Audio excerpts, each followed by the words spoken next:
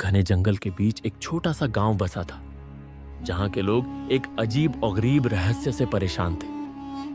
गांव के बुजुर्गों का कहना था कि जंगल के सबसे गहरे हिस्से में एक रहस्यमयी शक्ति का वास था, जिसे सभी डैडी कहकर पुकारते थे, लेकिन कोई नहीं जानता था कि वह कौन या क्या है। रात होते ही जंगल से अजीब अजीब आवाजें आने लगती। कई बार वहां जाने वाले लोग वापस नहीं लौटते थे, और अगर कोई लौटता भी तो वह पागल जैसा बर्ताव करने लगता। एक दिन गांव के एक निडर युवक विक्रम ने इस रहस्य से पर्दा उठाने की ठानी।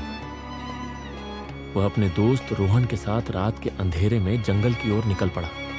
चंद्रमा की हल्की रोशनी में वे धीरे धीरे जंगल के गहरे हिस्से में पहुंच गए। अचानक उन्हें झाड़ियों के पीछे से किसी के चलने की आहट सुनाई दी। कौन है वहां? विक्रम ने हिम्मत जुटाकर पूछा। कोई जवाब नहीं आया, लेकिन अचानक पेड़ों के पीछे से एक लंबी परछाई उभरी।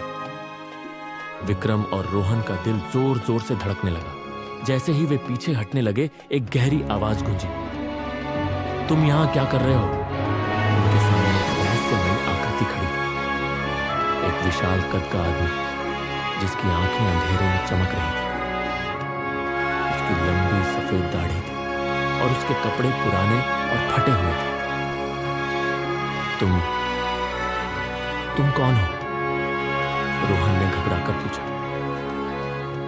मैं इस जंगल का रक्षक हूं। लोग मुझे डैडी कहते हैं, उस व्यक्ति ने गंभीर स्वर में कहा।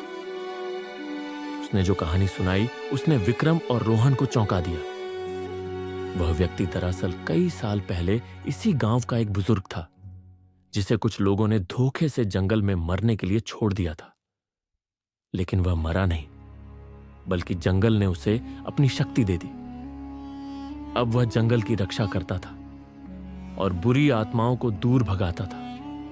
विक्रम और रोहन ने गांव लौटकर सबको यह कहानी सुनाई। इसके बाद गांव वालों ने जंगल का सम्मान करना शुरू कर दिया और वहां बिना जरूरत नहीं जाते थे।